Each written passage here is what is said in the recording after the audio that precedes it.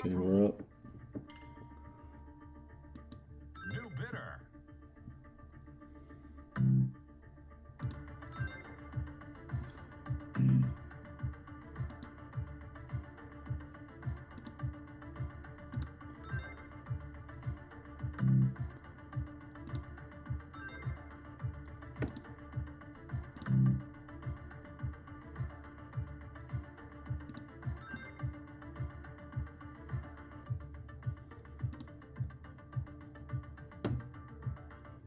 New bidder.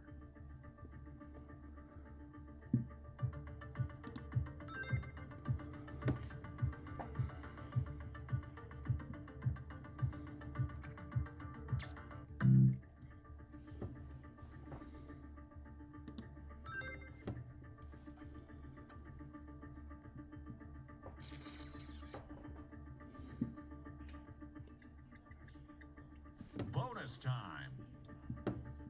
1650.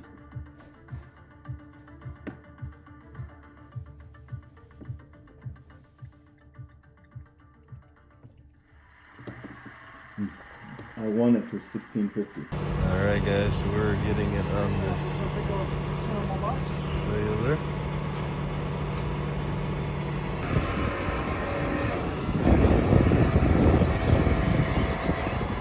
You guys need a tow.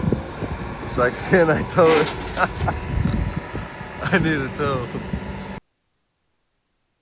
So in that scene, that was the second half of receiving the car.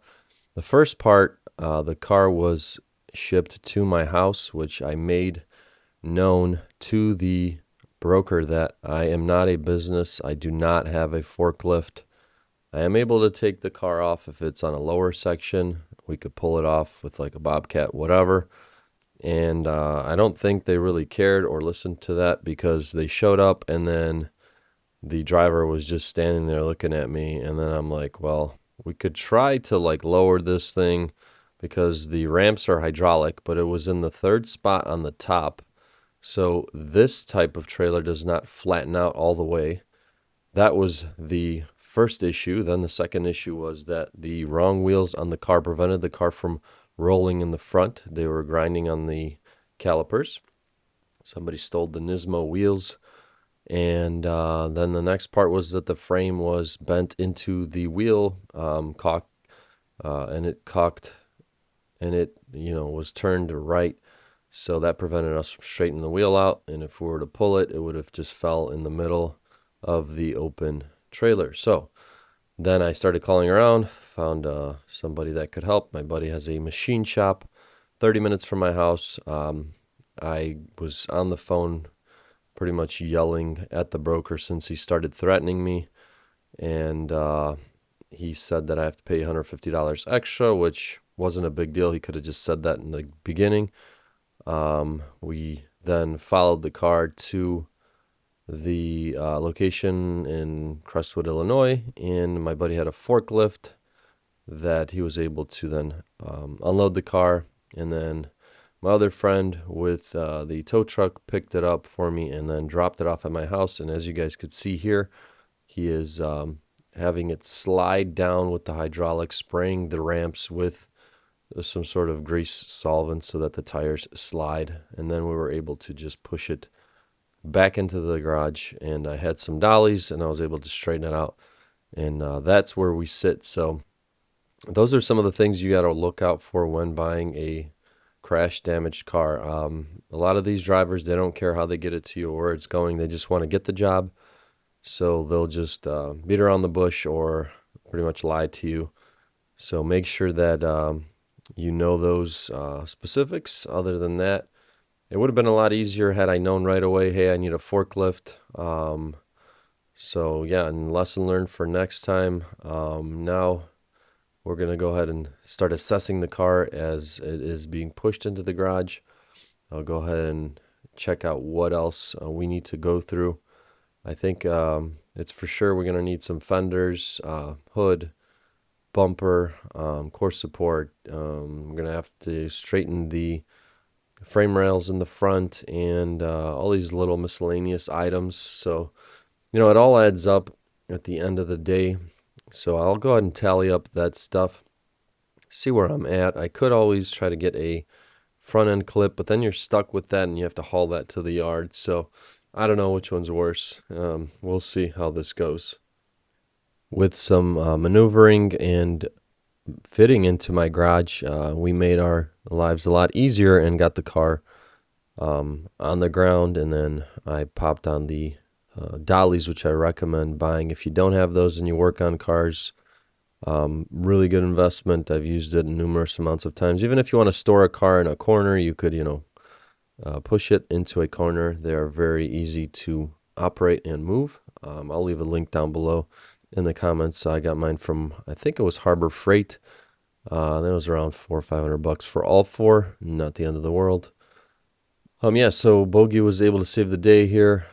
We got the car in the garage. All right, guys, it is the next day. It is freezing. I got the Z finally into the garage, and I'm assessing the damage.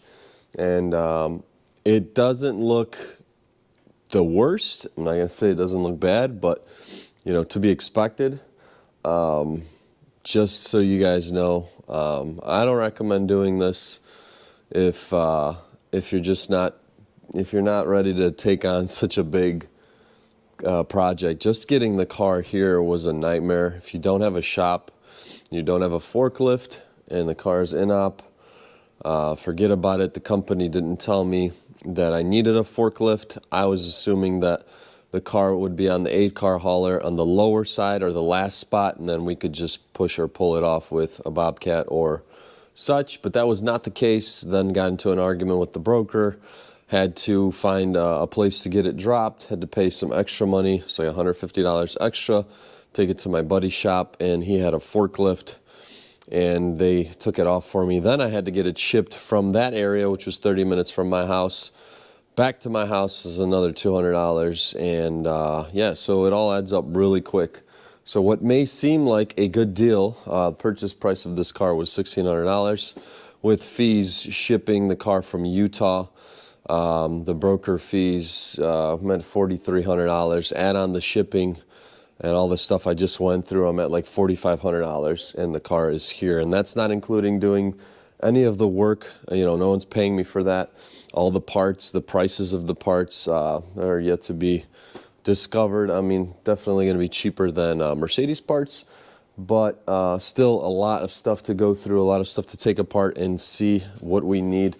I did this more as an experiment or a fun, maybe, like a street track car, but we'll see what direction I go with it. Let me know what you guys think in the comments below. Silver Nismo, 10,000 miles, 350Z Nismo. They are numbered. This is a lower number out of, I think, 2,000. Correct me if I'm wrong. This is number 100 and I think 80. Guys, so I think I've been watching too many Matt Armstrong videos, so I'm going to put the blame on him for me buying this car. I had the bid on, and I didn't think I was going to win it. Here it is. Here's my new nightmare. And I'll show you how it really looks to work on this car, especially by myself, maybe with some help from family and friends, but we'll show you the truth behind getting a salvage auction car and how much work really goes into it, so you guys don't get blinded and think that these are epic deals. Maybe back in the day there were, but nowadays it's slim pickings. If you want something fun like a project car and you enjoy doing stuff like this, by all means go for it, but otherwise I don't recommend it. We'll see how long this takes and how it goes, how difficult it is, but hopefully we have a good engine, and we'll see how it goes. But as you guys can see, extensive damage from the car hauler. The paint is trashed. Only the driver's side airbag went off. The number is 148 on the car, so it is really dirty. Common peeling on these handles from the 2000s. Airbag, just a single airbag went off. Manual transmission, of course, 3.6 liter V6. Nismo swing. In parts alone, this rear Nismo bumper is intact and in nice shape. That's about $2,000. A spoiler, probably another $1,000 or more. So you have the Nismo side skirts. The bumper's still accessible. You could still get it. It's about $100 or $1,000. and that's not painted. So let me tell you about the issues I encountered when we got it here. These wheels are off of Maxima. They slapped them on. Somebody probably stole them at Copart or at the insurance company, and they don't even clear the calipers. There's only 2 lug nuts on there. We couldn't even rock the car back and forth to move it into position. Luckily I have these dollies to move it around, but that's going to be an expensive thing, getting wheels. Original wheels are roughly around $2,000 used. And then let's not forget the main frame damage here, which you can see this is where the crash bar would be. So my theory is it got hit this way. We got to bump this out, remove all the radiators, all this stuff. This Nismo strut looks to be intact still, probably savable. This is the other side of the frame rail. I got pushed in this way, and then that wouldn't allow us to turn the wheels straight, so you can't even get this car straight. So if you don't have a forklift or a means of anybody helping you unload a car like this with a forklift, don't even bother. You have to have some place that will do the unloading of the car for you, and then have somebody with a flatbed to winch it on and get it in your garage. I did check the oil. We have oil, so that's a good sign. I had a fresh battery, popped it in there. I am getting ignition, I'm getting lights, getting some power. There's some wiring here, I don't know what it is. I'm gonna have to bag and tag all this stuff. First I'm gonna remove this, I'm gonna save the hardware, the bolts, whatever is savable. And the rest we're gonna have to start making a list and tallying up how much this is gonna cost. Is it worth it? You could be the judge of that yourself. I don't think there's any money to be made on this car. It's still going to have a salvage title. It's definitely a cool car, worth saving. I love these cars. Always been a big Nissan fan. Started off in the car world with Nissan. Had a Maxima back in the 90s. And yeah, this is why I was drawn to the JDM scene. And my buddy Joe has 2 Nismos, so I've seen him drive it on the track. Fun cars, so I'm looking forward to getting this thing possibly back on the road. Once I get everything apart, I'll be able to tell how bad it is, and then we'll tackle all that stuff on the next episode. So right off the bat, I can see there's an aftermarket Typhoon K&N air filter system with the mass airflow sensors in there. These will probably still good. Just have to replace the cones. There's no leaking oil or anything of that nature on the bottom. I saw that the sway bar took a hit and the bracket underneath is a little bit bent. Somebody already bonded this fender prior. The other side of the car doesn't have any damage aside from this fender. I think the clips just popped off the side skirt. But yeah, we weren't able to turn the wheel because it was hitting on the tire there. So, yeah, my main concern is this strut tower. Hopefully it's not dented in or anything like that. Once I have everything off, I'll be able to get a better look at everything, what's going on. This radiator is blocking everything, a sight of view for me. Then I'll be able to turn the engine over by hand, see if it spins freely. If it does, we'll go ahead and try to start the car. It does have fuel in it, power, everything is turning on. Obviously we won't have any of the belts on, so we won't start it, and get it to temperature. Just want to crank it over, make sure that everything's good with the engine before I proceed, because that would be another expense. And then the transmission, etc.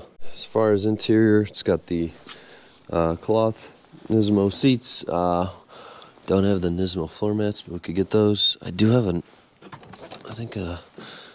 bunch of compartments back here. You have storage compartments and I don't know what this is. What's an ashtray? Well, strange spot for an ashtray to say the least. In here you have the cluster, Nismo cluster. It's really cool. All the gears do go in nicely. This thing is here. No ash. Another cigarette lighter. Nothing here. I think some models had maybe a navigation there. You got your home link, sunglass spot, visors, all that fun stuff. Headliner's pretty decent. Steering wheel has to be replaced. So for now, I'll put in a stock one. I've got one. My buddy Joe's got some parts, and then I know some other people that have got parts. So try to see what I could get, what I could salvage. But let's see what's in the back here. So nothing in the door pockets. I think I'll check this compartment. Oh wow, look at that. The OEM owner's manual, that's sweet. And the previous owner's plate. So we'll go ahead and see if we can get any info on that. I do have one set of keys. Oh yeah, and then on top of this, when we were trying to move the car on the trailer, my neighbor tried to help with his bobcat and a shovel. So he was pushing on this wheel, and the shovel caught and cracked the side skirt minimally here. So that's another fun thing. I'll be able to use these badges at Copart. In the pictures, this fender was good. They ruined it after the fact, so that adds on to it. They just ripped off the wheel liners that were good. As you can see, I'll need a hood latch.